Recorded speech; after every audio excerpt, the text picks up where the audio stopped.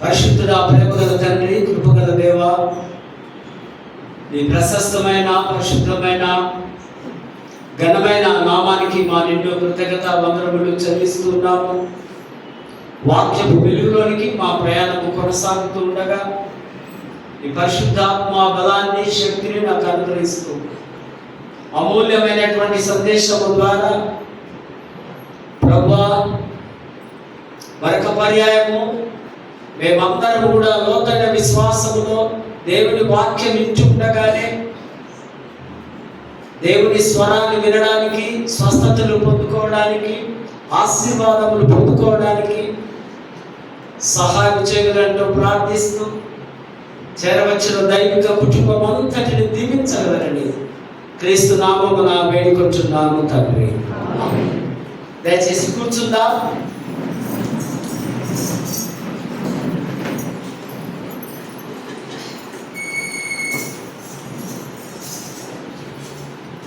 దేవుని పరిశుద్ధ నామానికి మహిమ కలుగును గాక. ఈ ఘనమైన, శ్రేష్టమైన ఈ ధన్యత, ఈ భాగ్యం నాకు అనుగ్రహించినటువంటి అధ్యక్ష మండలకు పీఠాధిపతి గారైనటువంటి most reverend doctor professor Reuben Mark తల్లి గారికి, అధ్యక్ష మండలకు vice chairman reverend doctor T Bhaskar అయ్య గారికి, అధ్యక్ష మండలకు డిసిసి చైర్మన్స్,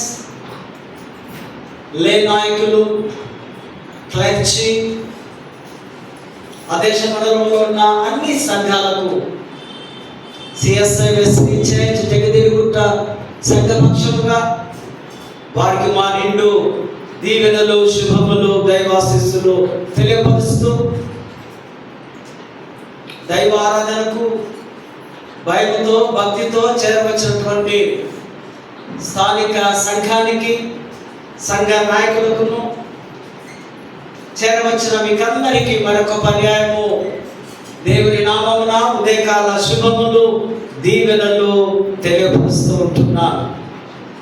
నేను ఎప్పటికీ చెప్తూ ఉంటా, దేవుని కృప మనము జీవించి ఉండడం, మనం బ్రతుకున్నామంటే కేవలం ఆయన కృపే, ఆయన దయ మాత్రమే అని మనం గ్రహించి తెలుసుకొని దైవ ఆరాధనలో దైవాన్ని చూడడానికి, ప్రాముఖ్యంగా ఈ సిలువ ప్రయాణంలో, ఈ 40 days జర్నీలో సిలువకు అంచుకు మట్టుకు వెళ్ళి సిలువను టచ్ చేయడానికి దేవుడు మనకు సమీపముగా ఉన్నాడు. మన ప్రయాణం కూడా సమీపంగా సిలువ ఎద్దకు పరిగెత్తుకుంటూ మనము వెళుతూ ఉన్నాం. మన నాయకులు, మన పెద్దలు మనకి ఇచ్చిన అంశం passion Sunday, cross, manifestation of grace. శ్రమల ఆదివారము, సిలువ, కృప యొక్క ప్రకటన. ఈ సండే, నెక్స్ట్ సండే, ఈ 2 Sundays preparation for suffering for Jesus.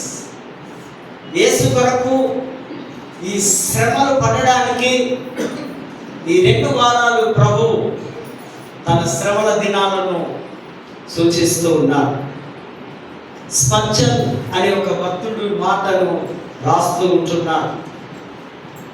సువార్తకు మూలం విమోచన, విమోచనకు మూలం క్రీస్తు త్యాగం. సిలువ ఒక్కటే మానవ హృదయాలను తాకుతూ ఉంది. సిలువ మన గుండెలకు హత్తుకుంటుంది. సిలువ మన హృదయాలను స్పందిస్తూ ఉంది. కనుకనే సిలువలో మనము మిళితమైపోయాం. సిలువ లేని జీవితం విలువ లేనిదిగా క్రైస్తవుకు ఉంది. క్రైస్తవ జీవితాలకు సిలువ ఒక మూల స్తంభం లాగా, మరి ఒక ఊపిరిలాగా, శ్వాసలాగా సిలువను మనము ఈ కాలంలో మనము చూస్తూ ఉంటున్నాం. Fasting is the soul of prayers. Mercy is the life pledge of fasting అన్నాడు సెయింట్ అగస్టిన్. ప్రార్థనలో ఆత్మశక్తిని, దేవుడి కృపను పొందుకోవడానికి ఉపవాస ప్రార్థనే మూలం అంటాడు ఆ భక్తుడు. ఉపవాసం లేని ప్రార్థన హృదయం లేని శరీరముతో సమానము. ఉపవాసం లేని ప్రార్థన శరీరము, హృదయం లేని శరీరంతో సమానమని రాస్తున్నాడు. ప్రార్థనకు ఆత్మీయ బలాన్ని ఇచ్చేదే ఉపవాసం. ఈ ఉపవాస దినాల్లో మన సంఘంలో ఉన్న కొందరిని నేను అభినందిస్తున్నాను. వారు చాలా నిష్ఠగా, చాలా దేవుని శక్తిని పొందుకొని ఉపవాసాలు ఉంటున్నారు. చాలా అవసరం 40 days ఉపవాసం ఉండడం. మరి యేసు ప్రభు మనకు మాదిరిగా ఉన్నారు కనుక మనం కూడా ఆ 40 దినముల ఉపవాసాన్ని మనం పాటించడం చాలా ధన్యకరమైన జీవితం అని మీకు నేను తెలియపరుస్తూ ఉంటున్నాను. ప్యాషన్ సండే, ప్యాషియో అనే లాటిన్ వర్డ్ నుంచి ప్యాషన్ అనే మాట వచ్చింది. ప్యాషన్ అంటే శ్రమ, మరొక అర్థం సఫరింగ్, శ్రమ పడడం. శ్రమ శరీరానికి, శ్రమ పడుతూ ప్రభు సిలువను మోసే విధానాన్ని మనం చూస్తుంటున్నాం. యేసు సిలువలో శ్రమ దినాలను ఆయన పొంది ఉన్నారు కనుక దీనికి ప్యాషన్ సండే అని పేరు పెట్టడం మనము చూస్తూ ఉంటున్నాం. ఈ శ్రమలన్నీ యేసు ప్రభు వారు సంపూర్ణంగా, పరిపూర్ణంగా దాన్ని సమాప్తి చేయడం, ఎక్కడ కూడా ఆయన రాజీ పడక ఇక నేను చేయలేను, ఇక నాతో కాదు, నేను విరమించుకుంటాను అని వారు అనలేదు. వారు ఈ శ్రమనంతా పొందుకుంటూ ఉన్నారు. కనుకనే యెషయా గ్రంథం 50 అధ్యాయంలో 4 నుంచి 7 వరకు చూస్తే సఫరింగ్ మెస్సయ్య, శ్రమ పడే యేసు లేదా శ్రమ సేవకుడు, సఫరింగ్ సర్వెంట్.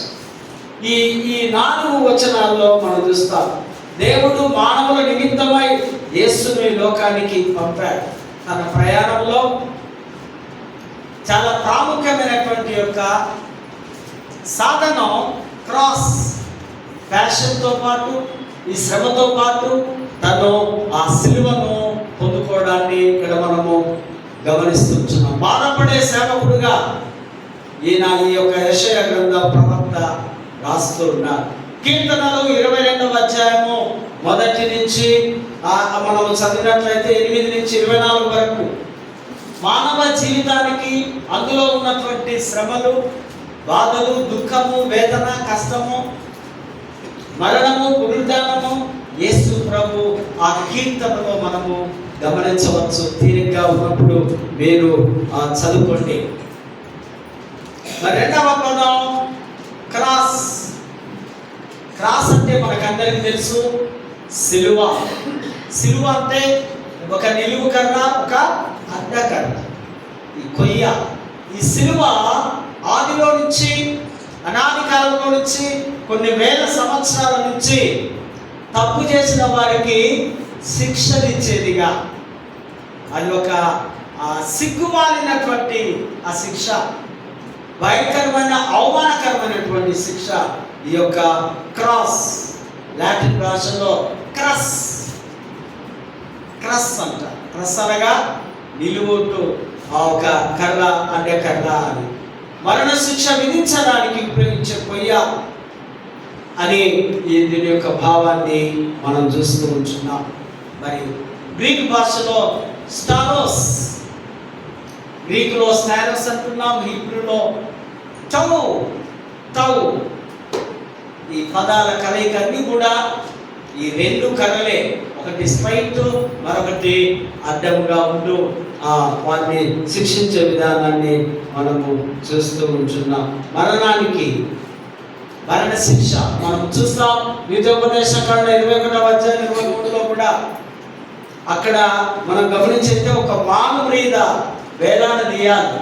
శిక్షకు పాత్రుడైన వాడు, శిక్షకు గురి అయిన వాడు, వారిని భయంకరంగా ఆ దినాల్లో చంపేవారు. యేసు ప్రభు కాలంలో కూడా ఈ శిలువ శిక్ష విధానాన్ని మనము చూస్తూ ఉంటున్నాం. తన శిలువ శ్రమల ద్వారా రక్షించుటయే మానవ జాతి అంతటికి క్రీస్తు యొక్క శ్రమ, క్రీస్తు రాక, క్రీస్తు ఈ యొక్క బలీయమైనటువంటి కోరిక, ప్యాషన్. ఈ కోరిక ఏంటంటే మానవాళిని అందరినీ కూడా రక్షణలోనికి తీసుకొని రావాలని ఆయనకి ఇష్టం. ఆయన కోరిక ఉంది కనుక ఆయన సిలువను ఎత్తుకొని ప్రయాణించినట్టుగా మనం లేఖన భాగాల్లో చూస్తూ ఉంటున్నాం. రోమన్ కాలంలో ఆ సిలువను సిగ్మా అన్నారు. రోమన్ కాలం సిగ్మా అంటే మచ్చ. ఒక మచ్చ, ఒక శరీరంలో లేదా ఒక ముఖంలో కొన్ని మచ్చలు మనకు ఉంటాయి. అది కొన్ని మనము మోల్స్, పుట్టు మచ్చలు అంటాం కదా, అవి పోతాయా? నువ్వు సర్జరీ చేసుకొస్తే తప్ప ఆ మచ్చలు. రోమన్ కాలంలో అది ఒక మచ్చ, sign of shame and guilt. ఇది ఒక దేనికి గుర్తుగా ఉంది అంటే అదొక అవమానానికి, ఒక చాలా భయంకరమైనటువంటి దానికి మచ్చగా, గీతిగా ఉంది. సిలువ ఒక సందేశం. ఈ సందేశం ద్వారా యేసు దగ్గరికి మనము రావాలి. ఈ 40 దినాల్లో ఈ సిలువను చూస్తూ మనం ప్రయాణము కొనసాగించాలి.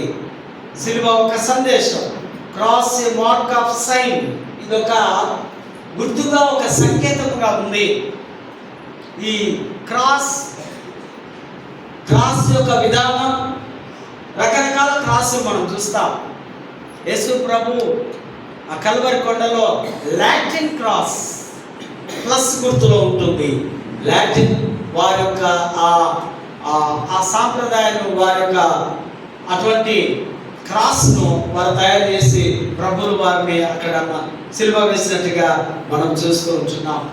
సిస్మాన్ మ్యారిగ్యునాట్ అనే ఒక వ్యక్తి రెడ్ క్రాస్ సొసైటీ మీరు చూసే ఉంటారు, మన హైదరాబాద్లో ఉంది. దీని అర్థం ఏంటంటే పర్మిషన్ టు హీల్. మన దేశంలో ఈ సంస్థ ఉంది, రెడ్ క్రాస్ సొసైటీ. 18th సెంచరీలో దీన్ని వారు కనుగొన్నారు. 18th సెంచరీలో దాన్ని తీసుకొని మన దేశానికి తీసుకొని వస్తున్నారు. సో ఈ సిలువ రక్త ప్రయాణం మన దేశమే కాదు, ప్రపంచమంతా ఉంది ఈ సంస్థ. అంటే ఎక్కడ అనారోగ్యంతో ఉన్నారో అక్కడికి ఈ యొక్క రెడ్ క్రాస్ సొసైటీ వారు ఆ రక్తాన్ని లేదా రక్త దానాన్ని వరిస్తూ ఆ పేషెంట్ను బ్రతికించేవారు. ఇప్పుడు మనకున్న బ్లడ్ బ్యాంక్స్ ఉన్నాయి కదా మన హైదరాబాద్లో. ఆ విధంగా ఒక సొసైటీ, ఒక ఆర్గనైజేషన్ను వారు 1834లో స్థాపించినట్టుగా మనము చూస్తూ ఉంటున్నాం. ఈ యొక్క రక్త ప్రయాణం ఫిలిప్పీలకు రాసిన పత్రిక 2వ అధ్యాయము 9-10లో యేసు ప్రభు తనకు తానుగా రిక్తులుగా చేసుకొని, అంటే హీ ఎంప్టైడ్ హిమ్సెల్ఫ్, తనకు తానుగా ఖాళీ చేసుకోవడం. ఒక పాత్రను మనం తిరిగి వేస్తే ఏం కనిపిస్తుంది మనకు? ఎంప్టీ, ఖాళీ. దాన్ని అక్కడ రాస్తున్నాడు కినోసిస్ అంటే రిక్తుడుగా, అంటే చేతగాని వాడుగా. ఏమీ లేదు నాలో, నేను రిక్తుడుగా మీ దగ్గరికి వచ్చి ఉన్నాను. సో ఈయన సిలువను భరించడానికి పరలోకం నుంచి ఆయన రిక్తుడుగా, కినోసిస్గా వచ్చున్నాడని పండితుల యొక్క అభిప్రాయాన్ని మనము చూస్తూ ఉంటున్నాం. ఈ యొక్క క్రాస్ యుద్ధ నౌకాల మీద లేదా జెండాలు అక్కడ ఆ దినాల్లో క్రీస్తు 312లో ప్రతి జెండా మీద క్రాస్ గుర్తు వేసేవారు.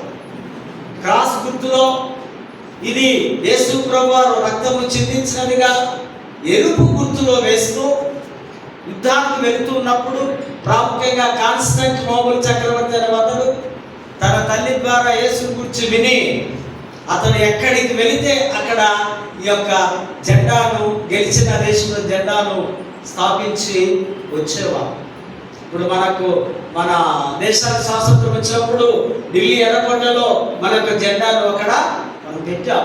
అది ఢిల్లీలో పెడితే మొత్తం దేశమంతటికి వినిపిస్తుంది, కనిపిస్తుంది అనే ఒక సంకేతముగా ఈ కాన్స్టాంటినోపుల్ చక్రవర్తి ఆ సిలువ జెండాతో తను ఆ యొక్క రోమా సామ్రాజ్యాన్ని స్థాపించినట్టుగా చరిత్ర మనకు తెలియపరుస్తుంది. తల్లి హెలీనా హోలీ ల్యాండ్ యెరూషలేములో ఆమె అనేక దేవాలయాలు ఆ దినాల్లోనే కట్టించింది. ఆ నమూనానే నేడు హోలీ ల్యాండ్లో యేసు ప్రభు ఎక్కడెక్కడ ఆయన సేవా పరిచర్య తిరిగిన ప్రదేశంలో కొన్ని చాలా గుడులు ఉన్నాయని వెళ్ళి చూసిన వారు మనం చెప్తూ ఉంటారు. హెలీనా గారు కట్టినటువంటి ఆ దేవాలయ ప్లేస్లో మోడ్రన్గా లేటెస్ట్గా ఇప్పుడు అనేక దేవాలయాలు అక్కడ వెలిసి ఉన్నాయని మనము చూస్తూ ఉంటున్నాం. Cross as the symbol of faith, క్రాస్లోనే వారి ఒక గుర్తుగా, ఒక సంకేతంగా, విశ్వాసానికి గుర్తు, విశ్వాసానికి మూలము, విశ్వాసానికి చిహ్నమని మనము క్రాస్ను ప్రతినిత్యము జ్ఞాపకము చేసుకోవాలి. Cross continuous sign of hope, విశ్వాసమే కాదు ఇదొక నిరీక్షణతో కొనసాగేదిగా ఈ క్రాస్ ఉంది. నిరీక్షణ, hope and faith and love, ఇవన్నీ మనకు చాలా ప్రాముఖ్యమైనవి. విశ్వాసం కావాలి, నిరీక్షణ కావాలి, దానికి ముందు ప్రేమ కావాలి. ఇవన్నీ కావాలి అంటే సిలువలో మనము చూడగలం, సిలువను మనము గ్రహించగలం.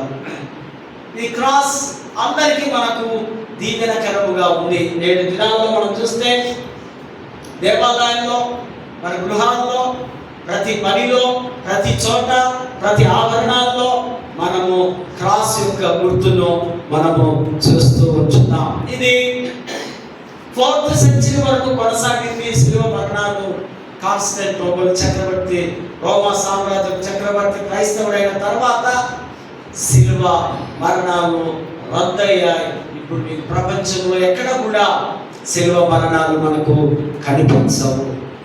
ఇది అత్యంత బాధకరమైనటువంటిది, క్రూరమైనది ఈ సిలువ మరణాలని మనము అర్థం చేసుకోవాలి. మొదటిగా బానిసలను, హంతకులను, దేశద్రోహులను, దుర్మార్గులను ఈ సిలువ వేసి చంపేవారు. ఈ పద్ధతి మొదటిగా ఆదిలో అశ్షీరీయులు, బబులోనీయులు, పారసీకులు వీరందరూ పాటించేవారు. సిలువ మరణాలు ఆచరించేవారు. తర్వాత దాని నుంచి రోమీలకు ఈ యొక్క పద్ధతి వచ్చింది. రోమా సామ్రాజ్యం వారు అక్కడి నుంచి నేర్చుకుని, అక్కడి నుంచి తెలుసుకొని వారి పరిపాలనలో కూడా అనేకులను సిలువ వేసి, వారి పరిపాలనలోనే యేసు ప్రభువును కూడా సిలువ వేసి చంపినట్టుగా మనం చూస్తూ ఉంటున్నాం. సిలువ దేవుని కృప యొక్క గొప్ప ప్రత్యక్ష ప్రకటన. సిలువలో దేవుని కృప ఉంది, సిలువలో దేవుని యొక్క శక్తి ఉంది, సిలువలో దేవుని కృప అనే మెండైనటువంటి బలమైనటువంటి సాధనముగా ఉంది. కృప బలహీనులను బలపరిచే ఒక సాధనం, శక్తివంతులను శక్తిహీనులను శక్తివంతులుగా మార్చేదే కృప. దేవుని కృప మనకు నిరంతరము ఉండును గాక అని మన గురువులు కూడా మనము ఆశీర్వాదాలు ఇస్తూ ఉంటాం. దేవుని గ్రేస్ ఆర్ మెర్సీ ఇది ఎప్పటికీ ఒక ప్రవహించే ప్రవాహం వలె దేవుని కృపతోనే మనం బ్రతుకుతున్నామని 136వ కీర్తన, ఆ కీర్తన అంతా 2nd వర్సెస్లో మనం చూస్తే దేవుని కృప అని వ్రాయబడి ఉంటుంది. దేవుని ప్రభువా నీ కృప నాకు చాలు, పౌలు భక్తుడు అదే రాస్తూ ఉంటున్నాడు. సిలువ దేవుని హృదయం నుండి దేవుని మనకు వెతికి పట్టుకుంటుంది. వెతుకుతూ ఉన్నాడు యేసు ప్రభు. వెతికి ఆయనకు మనం కనిపించాం, వెతికి రక్షించుటకు ఆయన ఈ లోకానికి వచ్చాడు. కాబట్టి దేవుని కృప అనేది సంపాదన కాదు, ఆయన ఉచితంగా మనకి ఇచ్చేది. ఉచితమైన రక్షణ ద్వారానే, విశ్వాసం ద్వారానే, కృప ద్వారానే మీరు రక్షింపబడ్డారని ఎఫెసీ 2వ అధ్యాయంలో పౌలు రాస్తూ ఉన్నాడు. ఇది దేవుడిస్తున్నటువంటి ఉచితమైన కృప ఈ సిలువ. రెండవదిగా సిలువ పాపం యొక్క ఘోరతను తెలియజేస్తుంది. యేసు బాధలు శ్రమలు చిన్నవి కాదు. క్షమాపణ ధర యేసు ప్రాణమే. యేసు ప్రాణం పెట్టాడు. యేసు క్షమించడానికి ఆయన ధర ఏంటంటే అమూల్యమైన ధర చెల్లించి మనలందరినీ ఆయన విడుదల చేసి నేడు మనము కృపా సత్య సంపూర్ణుడైన యేసు యొక్క ఆ శరీరంలో ఒక భాగమై ఉన్నాం. దేవుని ఆలయంలో ఒక భాగమై ఉంటున్నాం. దేవుని ప్రజలై ఉంటున్నామని పౌలు రాస్తూ ఉన్నారు. మూడవదిగా సిలువ ప్రత్యామ్నాయ ప్రేమను చూపిస్తుంది. యేసు మన స్థానంలో నిలిచి మన పాపమును భరించి తన నీతిని, తన యొక్క శక్తిని మనకి ఇచ్చారు. ఈ కృప కేవలము చూడడము కాదు, పశ్చాత్తాపం, విశ్వాసం, సమర్పణ ద్వారా స్వీకరించాలి. దేవుని కృపను పొందుకోవాలంటే నీలో ముందుగా పశ్చాత్తాపం ఉండాలి, కనికరం ఉండాలి, క్షమాపణ గుణం ఉండాలి. తర్వాత మీరు సమర్పణ జీవితం కలిగి ఉండాలి. కనుకనే బాప్తిజాలు కానీ, కన్ఫర్మేషన్స్ కానీ వీటన్నిటికీ కొన్ని యొక్క మన ఆరాధన పుస్తకంలో కొన్ని పద్ధతులు, క్రమములు ఉంటాయి. సో కంప్లీట్గా నేను దేవుని వైపుకి తిరుగుతున్నానని మీరు దేవుని సన్నిధానంలో ప్రమాణం చేసేటువంటి ఆ స్థితిని మనం ఇక్కడ గమనిస్తూ ఉంటున్నాం. చదవబడినటువంటి లేఖన భాగాల్లో మీకా ప్రవక్త రాస్తున్నాడు, దేవుని పోలిన వాడు ఎవడు అన్నాడు. మీకా అంటే దాని అర్థం, ఈ పదాలన్నీ హీబ్రూలో ఉంటాయి. దేవుని పోలిన వాడెవడు, అద్భుతమైన కృప, మెర్సీ. ఈ కృప వండర్ఫుల్, అమేజింగ్, అద్భుతమైన కృప. కారణం వారు దేవుడు తన కార్యాలను ప్రదర్శిస్తూ ఉన్నారు. ఇశ్రాయేలు ప్రజలను ఒకప్పుడు ఆయన ఐగుప్తు దేశంలో వచ్చి మొదటి నిర్గమం వాళ్ళు విడిపించారు. సో ఇక్కడ ఇది రెండవ నిర్గమముగా యూదులు తిరిగి బబులోను చెరలో నుంచి వారు తిరిగి యూదా దేశానికి వస్తారు. ఇది రెండవ నిర్గమం. మొదటి నిర్గమంలో వారికి విముక్తి కలిగితే అదే విముక్తి లాజరు మరణం నుండి జీవానికి వచ్చినట్టుగా దేవుడు అద్భుతమైనటువంటి కృపను అనుగ్రహిస్తూ ఉంటున్నాడు. ఆకర్షించే కృప జనములను వినయములోనికి తీసుకొని వచ్చే దేవుడు. విజయంలోనికి వినయంతో, విధేయతతో ఆకర్షిస్తుంది దేవుని కృప. అది సిలువ కృప అని మనము అర్థం చేసుకోవాలి. 16-17 వచనంలో జనములు దేవుని కార్యములు చూసి ఆశ్చర్యపడి తమ గర్వాన్ని విడిచి వినయ విధేయతలతో ఆయన ఎదుటకు వస్తారు. సిలువలో దేవుని ప్రేమను చూసినప్పుడు మన హృదయాలు స్పందించాలి.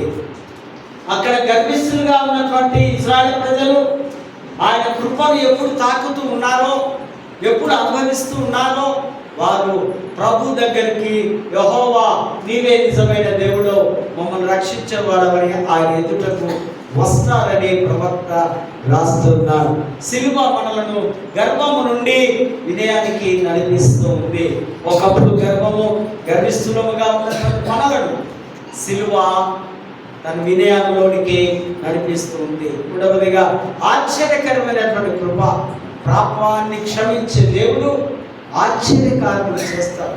ఒకసారి మనల్ని క్షమించిన దేవుడు మన జీవితంలో ఎన్నో గొప్ప ఆశ్చర్యకార్యములు చేయగలడు. 18-19 వచనంలో మనం చూస్తే దేవుడు పాపాన్ని క్షమించుటలో ఆనందించేవాడు. మన పాపాన్ని ఎప్పుడు తిరిగి మళ్ళీ జ్ఞాపకం చేసుకున్నాడు ఆయన. ఒకసారి క్షమించిన దేవుడు తిరిగి నీ యొక్క పాపాలు కానీ, నీ జీవితాలు కానీ, నీ ఫైల్ మళ్ళీ ఓపెన్ చేయడు. కానీ కొన్నిసార్లు మనమే గతంలో నేను ఎట్లుండేవాడిని అట్లుండేవాడిని బాధపడుతుంటామేమో. కానీ దేవుడు ఎప్పుడైతే నేను కొట్టివేస్తున్నాడో, క్షమిస్తున్నాడో, అప్పుడు నీవు సరికొత్త నూతన జీవితంలోనికి నువ్వు రాగలవు. తమ జాతి పాపం దేవుడు క్షమించినందుకు ఆయనకు స్తుతులు మనము చెల్లించాలి. వారు తమ పాపములు ఒప్పుకున్నారు, వారి పాపములను సముద్రములోనికి పారవేశాడు ఆయన. ఇక నీ పాపం ఎప్పుడు జ్ఞాపకం చేసుకోను, అక్కడ కనిపిస్తుంది సముద్రం, అక్కడికి నేను పారవేసి ఉన్నాడు. ఆకాశంకు భూమికి ఎంత ఎడముందో, ఎంత డిస్టెన్స్ ఉందో నీ పాపములు అంత ఎడము చేస్తానని కీర్తనకారుడు రాస్తూ ఉంటున్నాడు. నమ్మకమైన కృప నిబంధనను నిలవబెట్టును. నీ కృప, దేవుడి యొక్క కృప 20వ వచనంలో చూస్తాం. దేవుడు తన వాగ్దానం వరకు నమ్మకంగా ఉండే దేవుడు. అబ్రహాము చేసిన నిబంధనను ఆయన నెరవేర్చాడు. సిలువలో ఆ వాగ్దానాలన్నీ నెరవేర్చిన దేవుడు. ఏదైతే ఆ మానవ జాతికి ఆయన వాగ్దానాలు ఇచ్చున్నాడో సిలువలో నెరవేర్చి ఆ 6వ మాట అంటున్నాడు, ఇట్స్ ఫినిష్. ఇవన్నీ సమాప్తము అయినవి. నా వాగ్దానాలు, నా రక్షణ కార్యాలు, నా యొక్క ఆ జీవిత విధానాలు అన్నీ సమాప్తమైనవన్నీ అని దేవుడి వాక్యం సెలవిస్తుంది. కీర్తన గ్రంథంలో కూడా మనం గమనిస్తే యెహోవా శరణు జొచ్చున్నానని దావీదు, భక్తుడైనటువంటి దావీదు రాస్తూ ఉన్నాడు. మనకి ఏ సమస్యలు వచ్చినా, ఏ ఇబ్బందులు వచ్చినా ఆయన శరణు జొచ్చి ఆయన దగ్గరికి వెళ్ళాలి. మనుషుల దగ్గరకో కొన్నిసార్లు మనకు అర్థం కాదు. మనుషులను ఆశ్రయిస్తూ ఉంటాం, వారి సలహాలను పాటిస్తూ ఉంటాం, లేదా వారిని వెంబడిస్తూ ఉంటాం. కానీ భక్తుడు దావీదు నేను నీ శరణు జొచ్చి ఉన్నానని రాస్తున్నాడు. 4వ వచనం, రహస్యంగా పట్టిన వలలో నుండి వలలను ఉచ్చులను ఉపయోగించి జంతువులను పట్టుకుంటారు. దేవుని ప్రజలను బాధించిన శత్రువులు వారు కుట్రతో వారిని ఆ వలలో, ఆ ఊబిలో, ఉచ్చులో వేయగలవు. నా శత్రువులు నా చుట్టూ ఉన్నారని భక్తుడు రాస్తున్నాడు. 5వ వచనం, నా ఆత్మను నీ చేతికి అప్పగించుకొనుచున్నా. అది గుర్తుకొస్తుంది అన్నమాట. సిలువలో యేసు ప్రభు పలికిన మాట. నేను లూకా సువార్త 23:46లో నా ఆత్మను నీ చేతికి అప్పగించుకున్నా. ఇక్కడ కీర్తనకారుడు ఆ మాట రాస్తూ ఉంటాడు. 6వ వచనం, వ్యర్థమైన దేవతలను అనుసరించువారు నాకు అసహ్యులు, విగ్రహాలను పూజించేవారు దేవునికి శత్రువులు. దేవుని ప్రజలకు వీరు పొంది ఉన్న ముప్పు. ఇజ్రాయెల్ పొరుగు దేశాల ప్రజలు చెక్కతో, రాతితో విగ్రహములను వారు తయారు చేసుకుంటున్నారు, వాటిని పూజిస్తూ ఉన్నారు, దేవతా ప్రతిమలు పూజించేవారు. కానీ ఇజ్రాయెల్ ప్రజలు మాత్రం యెహోవాను ఆరాధిస్తూ ఉన్నారు. అన్యులందరూ కూడా, లేదా కొద్దిమంది ఇజ్రాయెల్ ప్రజల్లో అన్యుల్లోనికి, అన్యుల కనానీయుల సంప్రదాయంలోనికి వెళ్ళి, ఆచారాల్లోనికి వెళ్ళి ఆ విగ్రహ దేవులను, దేవతను ఆరాధిస్తున్నప్పుడు, కానీ భక్తుడు అంటున్నాడు, ఇదిగో నిన్ను వెంబడించే ఈ ఇజ్రాయెల్ ప్రజలు మాత్రమే యెహోవాను ఆరాధించాలి. క్రైస్తవులు క్రీస్తును మాత్రమే ఆరాధించాలి, పూజించాలి, ఘనపరచాలి. మరొక దాని మీద మీ మనస్సు పోతే దేవుడు మీ నుంచి తొలగిపోగలడు. 9వ వచనంలో, నన్ను కరుణింపుము, నా ఎముకలు క్షీణించుచున్నవి. గర్భకాలానికి శత్రుబాధతో పాటు వ్యాధి కూడా ఉంది. శారీరక దౌర్బల్య బాధను వివరిస్తూ ఉన్నాడు. నా ఎముకలు క్షీణిస్తూ ఉన్నాయి. ఒకవైపు శ్రమ ఉంది, మరొక వైపు శరీర బాధలు, శరీర రోగములు. నా ఎముకలన్నీ కూడా క్షీణించి పాడవుతున్నాయని కీర్తనకారుడు రాస్తున్న మాటలను మనము జ్ఞాపకం చేస్తున్నాం. పత్రికల పాఠంలో మనం చూసినట్లయితే పేతురు రాస్తూ ఉన్నారు, గౌరవం మరియు భయభక్తి ద్వారా మరి దేవునికి మనము దగ్గర అవుతున్నాం. అందరినీ గౌరవించండి, సహోదరులను ప్రేమించండి, దేవునికి భయపడండి. గౌరవించడం, సన్మానించడం, భయపడడం క్రైస్తవ సుగుణం. పేతురు తను ఆ సంఘంలో సేవ చేస్తున్నటువంటి వారికి వారు రాస్తూ ఉన్నారు, సన్మానించుకోవాలి, ఒకరికొకరు గౌరవించుకోవాలి. కృపను అనుభవించిన వాడు తన ప్రవర్తనలో మార్పులు చూపిస్తాడు. ఎవరైతే దేవుని కృప పొందుతాడో వారి ప్రవర్తనలో మార్పు వస్తుంది, వారి జీవితంలో మార్పు వస్తుంది, వారి యొక్క కుటుంబంలో మార్పు వస్తుంది, వారి శరీరంలో మార్పు వస్తుంది, వారి భక్తిలో మార్పు వస్తుంది. మొదటిగా కృప అనే విత్తనం మన హృదయంలో విత్తబడాలి. అది దేవుడి యొక్క సమృద్ధివంతమైన కృప అని పేతురు గారు రాస్తున్న మాటను చూస్తూ ఉంటున్నాం. 19వ వచనంలో సహనముతో వ్యక్తమయ్యే కృప. సహనం, దీర్ఘశాంతంతో, అన్వయంగా బాధపడిన సహనంగా ఉండడం దేవుని కృప. క్రీస్తు మనకు ఆదర్శంగా నిలిచాడు. తాను బాధపడినప్పుడు ప్రతీకారం తీర్చుకోలేదు. క్రైస్తవ జీవితం బాధల మధ్యలో కూడా కృపను ప్రతిబింబించాలి. బాధల్లో, శ్రమల్లో కూడా దేవుని కృప ఉండాలట క్రైస్తవ జీవితాల్లో. కొన్నిసార్లు చాలా బాధలు రావచ్చు, శ్రమలు రావచ్చు. యేసు ప్రభు బాధపడి కూడా తన కృపను విడిచిపెట్టలేదు. మానవ జాతికి కృప అనే ఆశీర్వాదాన్ని ఆయన ఇచ్చి ఉన్నాడని పేతురు గారు ఇక్కడ స్పష్టంగా రాస్తూ ఉంటున్నారు. తన బాధపడినను ప్రతీకారం తీర్చుకొని తనను ఘోరంగా సిలువ వేసి శ్రమ హింసనిస్తున్నప్పటికీ కూడా వారి మీద దేవుడు ఎటువంటి మాత్రం ప్రతీకారం తీర్చుకోలేదు. వారు ప్రేమించి క్షమించినటువంటి దేవుడిని మనం కలిగి ఉన్నాం. 22, 24 వచనంలో మనం గమనించినట్లయితే సిలువలో పరిపూర్ణ కృపను ఫైనల్గా మనం చూసేది సిలువలోనే. ఈ కృపా సత్య సంపూర్ణుడు సిలువలో కృప అంటే ఏంటో మనకందరికీ కనపరుస్తున్నాడు ఆయన. సిలువలో పరిపూర్ణ కృప, తన పాపములను మన పాపం యేసు తన శరీరముతో భరించాడు. ఆయన గాయముల చేత మనకు స్వస్థత, సిలువ మనకు క్షమాపణ, స్వస్థత, క్రొత్త జీవితం, క్రొత్త రక్షణ మనకు అనుగ్రహిస్తూ ఉంది. మన పాపములను ఆయన భరించడం, మనం పొందవలసిన ఆ సిలువ ప్రయాణం యేసు పొందుకొని ఆ సిలువ మరణం ద్వారా మనకు వస్తున్నాయి చాలా ఆశీర్వాదాలు ఇక్కడ మనం చూస్తూ ఉంటున్నాం. క్షమాపణ వచ్చింది, స్వస్థత వచ్చింది, దీవెన వచ్చింది, క్రొత్త జీవితము వచ్చిందని పేతురు రాస్తున్న మాట ఇక్కడ మనం చూస్తూ ఉంటున్నాం. మార్కు ఆ సువార్తల పాఠంలో మనం గమనిస్తే శిష్యులందరూ ఆత్మీయ అంధకారంతో ఉన్నారు.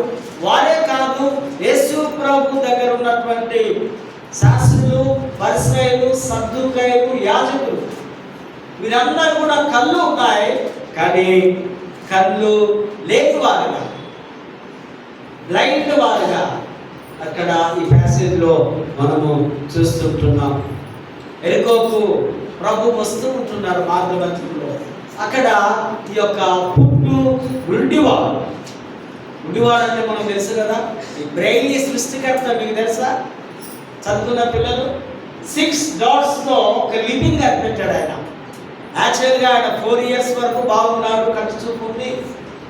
ఏదో ఒక కంపెనీలో పనిచేస్తుంటే అక్కడికి వెళ్ళాడు ఆయన. అన్ఎక్స్పెక్టెడ్గా ఒక కన్నుకు అదేదో తాకి చూపు పోయింది. కొంతకాలానికి ఆ ఇన్ఫెక్షన్, ఇప్పుడు ఉన్నటువంటి టెక్నాలజీ ఆ దినాలు లేదు. ఇది 18th century ఉన్న ముచ్చట. 1809లో మాట. ఆయన 1809లో పుట్టి 1852లో మరణించారు. సో ఈ కన్ను కూడా ఇన్ఫెక్షన్ వచ్చి ఆ 2 కన్ను పోయిన తర్వాత 14-15 సంవత్సరాలు ఉండి ఆయన ప్రార్థించుకొని మంచి విశ్వాసి, స్కాట్లాండ్ దేశానికి చెందినవాడు. సో ఒక 6 చుక్కలు, ఈ 6 చుక్కలోని మొత్తం ఆ లిపి అంతా ఆయన తయారు చేసి నేడు అనేకులు గవర్నమెంట్లో జాబ్స్, ప్రైవేట్లో కూడా జాబ్ చేసేవారిని మనము చూస్తూ ఉంటున్నాం. గుడ్డివారికి దేవుడు ప్రత్యేకమైన జ్ఞానాన్ని ఇస్తూ ఉంటున్నాడు. ఈ చదువును కనిపెట్టినటువంటి ఆ వ్యక్తి మరి నేటికి అనేక దేశాల్లో, అనేక మన హైదరాబాద్ పట్టణాల్లో ఈ బ్లైండ్ స్కూల్స్ అండ్ హాస్టల్స్ కూడా చాలా ఉన్నాయి. సో ఆ విధంగా ఈ భర్తిమై అయినటువంటి వాడు ఒక రోడ్డు ప్రక్కన ఒక బెగ్గింగ్ చేయడం, అడుకోవడానికి ఒక పక్క ఉంటుంది కదా, ముంగట బర్త్డే వేస్తే లేదా టవర్ వేస్తే డబ్బులు వేసేవాడు.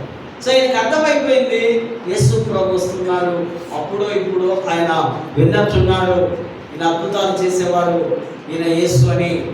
ఆ శబ్దాన్ని విన్నాడేమో, ఆ స్వరాన్ని విన్నాడేమో, పిలుస్తున్నాడు, దావీదు కుమారుడా. అంటే ఇతడు అబ్రహాము వంశంలో నుంచి వస్తున్నాడు. బహుశా గుడివాడు కూడా యూదుడేమో, యేసు ప్రభు కూడా యూదుడు కనుక అని గట్టిగా అరుస్తూ ఉంటే శిష్యులు అక్కడ వారందరూ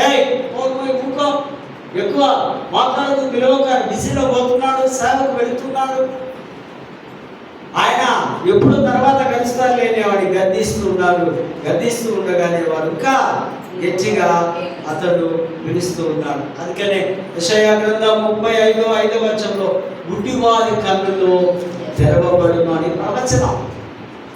ప్రవచనాలని యేసు ప్రభు గురించే. గుడ్డివారి కన్నులు తెప్పించమని ఎవడైనా ఉన్నారా? శిష్యులతో అవుతుందా పని? బోధకులతో అవుతుందా? ఈ అపోస్తలులతో అవుతుందా?